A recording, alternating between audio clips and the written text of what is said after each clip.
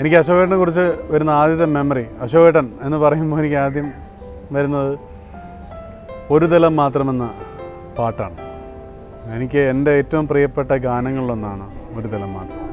ജാലകം എന്ന സിനിമയിൽ അശോകേട്ടനോടുള്ള അസൂയ എന്ന് പറയുന്നത് മലയാള സിനിമയിലെ ഏറ്റവും നല്ല 2 പാട്ടുകൾ, അഴകേ നിൻമിഴിനീർ മണിയിൽ എന്ന് പറയുന്ന അമരത്തിലെ ഗാനവും നേരത്തെ പറഞ്ഞ ജാലകത്തിലെ ഗാനവും, ഇത് രണ്ടും അഭിനയിക്കാനുള്ള അവസരം അശോകേട്ടന് കിട്ടി എന്നുള്ളതാണ്. അശോകേട്ടൻ ഒരു സീൻ പറഞ്ഞു കൊടുത്താൽ അശോകേട്ടൻ അതിനൊരു ഇൻ്റലിജൻസ്, ആക്ടറിൻ്റെ ഇൻ്റലിജൻസിനേക്കാൾ ഒരു ഇന്നേറ്റ് ആയിട്ടുള്ള ഒരു ടാലൻറ്റ് കൊണ്ടാണ് അശോകേട്ടൻ ഓരോ സീനും ഇൻ്റർപ്രറ്റ് ചെയ്യുന്നത്. അദ്ദേഹത്തോടൊന്ന് ചിരിക്കാൻ പറഞ്ഞാൽ അദ്ദേഹത്തിൻ്റെ ചിരി എന്ന് പറയുന്നത് ഞങ്ങൾ കൂടെ നിൽക്കുന്നവർക്ക് തന്നെ ഒരു ഓഡിയൻസ് എങ്ങനെ അത് തിയേറ്ററിൽ റിയാക്ട് ചെയ്യുമെന്ന് ഞങ്ങൾക്ക് സെറ്റിൽ വെച്ചറിയാം. അപ്പോൾ ഇനിയും ഈ 80s പോലെ ഇനിയും ഒരുപാട് നല്ല കഥാപാത്രങ്ങൾ അശോകേട്ടനെ തേടിയെത്തട്ടെ. അതിനുപരി അശോകേട്ടൻ നടന്ന് ഞങ്ങളിലേക്ക് ഒരുപാട് പുതിയ കഥാപാത്രങ്ങൾ, ഞങ്ങൾ ആസ്വാദകരിലേക്ക്, സഹനടന്മാരിലേക്ക് ഒരുപാട് നല്ല കഥാപാത്രങ്ങൾ കൊണ്ടെത്തിക്കാൻ കഴിയട്ടെ എന്ന പ്രാർത്ഥനയോടെ, ആശംസകളോടെ. ഇപ്പോൾ അനൂപിനെ പോലെ പുതിയ ജനറേഷനിലുള്ള ഒരു ആക്ടറാണ് ഇങ്ങനെ അശോകനെ കുറിച്ച് പറയുന്നത്. മലയാള സിനിമയിൽ അനൂപിൽ 2 പ്രിയപ്പെട്ട പാട്ടുകൾ സിനിമയിൽ പാടിയ ഒരാളാണ് അശോകൻ എന്ന് പറഞ്ഞ്. ഇപ്പോൾ ഭരതേട്ടനെ പോലെ പ്രതിഭാതനായിട്ടുള്ളൊരു സംവിധായകൻ്റെ സിനിമയിൽ അമരം നമുക്കൊരിക്കലും മറക്കാൻ പറ്റാത്ത ഒരു സിനിമയാണ്. അപ്പോൾ മമ്മൂട്ടിയും മുരളിയും ആ സിനിമയിലുണ്ടെങ്കിലും അശോകൻ്റെ കഥാപാത്രത്തെ നമുക്ക് മറക്കാൻ പറ്റില്ല. അതുപോലെ രവീന്ദ്ര മാസ്റ്റർ സംഗീതത്തിൽ അഴകേ എന്നുള്ള ആ പാട്ട്, അശോകൻ ആ പാട്ടൊന്ന് 2 വരി പാടുമോ? അഴകേ എന്നുള്ള പാട്ട് നമുക്കൊന്ന് കേൾക്കാനുള്ള ഒരു താല്പര്യത്തിൻ്റെ പേരിൽ. മുമ്പ് പാട്ടുകാരെന്നൊക്കെ പറഞ്ഞെങ്കിലും ഒരൊറ്റ പാട്ട് കാണാറില്ല. അല്ല, കാണാറില്ലെങ്കിൽ 2 വരിയെങ്കിലും പാടണം, കാരണം ആ പാട്ട് പ്രത്യേകിച്ച്. അഴകേ നിൻ കുളിരല തൂകരുതേ കരളേ നിൻ ഒഴിക്കരുതേ പരിഭവങ്ങളിൽ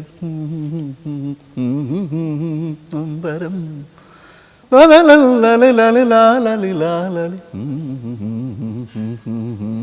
അഴകേ അഴകേ കുളിരല തൂകരുതേ. അടുത്ത പാട്ട് അനൂപ് പറഞ്ഞ പാട്ട്. പക്ഷെ ആ പാട്ട് നമ്മൾ പാടില്ല, അതിനെക്കുറിച്ച് നമ്മൾ ഒരുപാട് സംസാരിക്കണം. പാട്ടിനെ കുറിച്ച് മാത്രമല്ല, ആ പടത്തെക്കുറിച്ചും. ഇപ്പോൾ ജാലകം പറയുന്ന സിനിമ, ജാലകമൊക്കെ മറക്കാൻ പറ്റാത്ത സിനിമകൾ. അതെ അതെ, തീർച്ചയായിട്ടും ആ സിനിമ ആ കാലത്തെ ക്യാമ്പസിൻ്റെ ഒരു മുഖമായിരുന്നു. അപ്പോൾ ആ ജാലകത്തിൻ്റെ സംവിധായകൻ ശ്രീ ഹരികുമാർ ഇവിടെ നമ്മോടൊപ്പം ചേരുകയാണ്. നമുക്ക് അദ്ദേഹത്തെ ഇങ്ങോട്ട് ക്ഷണിക്കാം. അടുത്തതായി ഈ വേദിയിലെത്തുന്നു പ്രശസ്ത സംവിധായകൻ ശ്രീ ഹരികുമാർ.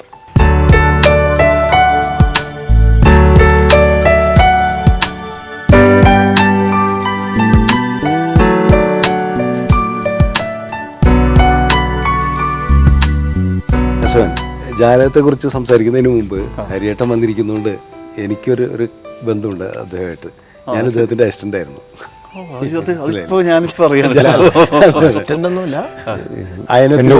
അയനത്തിൽ ഞാൻ വർക്ക് ചെയ്തു. അസിസ്റ്റന്റ് എന്ന് പറയാം.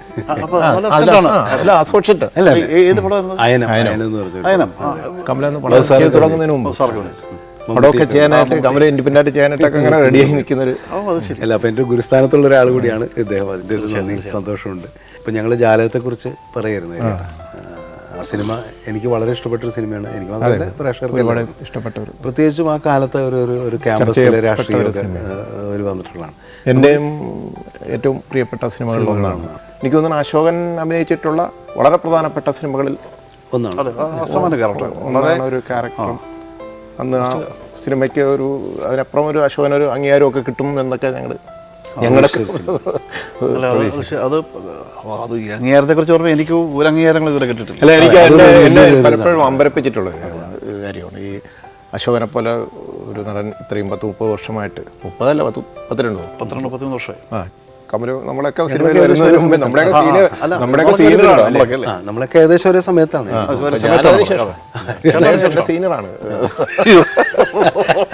അപ്പോൾ അല്ല, അങ്ങനെയുള്ള അശോകൻ ഒരു മോശം നടന്ന് ഇന്നുവരെ ആരും പറഞ്ഞിട്ടില്ല, പറയില്ല. ഇത്രയും വർഷമായിട്ട് സിനിമയിൽ നിൽക്കുന്നില്ലേ, വലിയൊരു കാര്യമല്ലേ. അപ്പോൾ എന്തായാലും ജാലകത്തെ കുറിച്ച് പറയുമ്പോൾ പല പ്രത്യേകതകളുണ്ട് സിനിമ.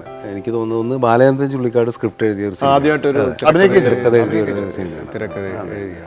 എൻ്റെ ഏറ്റവും സിനിമകളിൽ ഏറ്റവും ഒരു പ്രസിദ്ധമായ ഒരു പാട്ടുള്ളത് ജാലകത്തിന് ഒരു ദളം മാത്രം. ഓർമ്മ ഒരു ദളം മാത്രം വിടർന്നൊരു ചെമ്പനീർ മുകുളമായി നീ എൻ്റെ മുന്നിൽ നിന്നോ,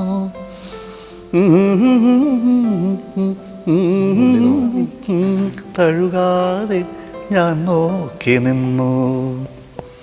ഒരു ദളം മാത്രം വിടന്നൊരു ചെമ്പനീർ മുകുളമായി നീ എൻ്റെ മുന്നിൽ നിന്നു.